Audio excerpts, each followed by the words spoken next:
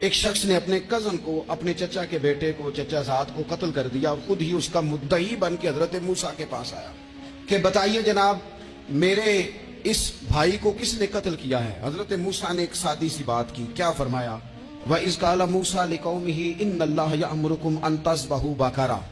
حضرت موسیٰ علیہ السلام نے اپنی قوم سے کہا کہ اللہ تمہیں حکم دیتا ہے کہ ایک گائے ذبح کرو، گائے کا کچھ حصہ مقتول کو مارو، وہ خود اٹھ کے بتا دے گا مجھے کس نے قتل کیا ہے۔ تو اب وہ چونکہ ذبح کرنا نہیں چاہ رہا تھا، اس کو پتا تھا کہ مجرم تو میں خود ہوں، کہنے لگا آپ میرے ساتھ مذاق کرتے ہیں، کبھی ایسا بھی ہوا ہے؟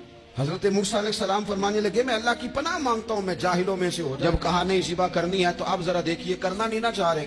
کہنے لگے اے موسیٰ پھر آپ نہ رب سے دعا کریں کہ وہ ذرا کھول کے بتائے وہ گائے کس طرح کی ہو، ارادہ نہیں نہ ذبح کرنے، آپ دعا کریں۔ فرمایا کہ رب کہتا ہے وہ گائے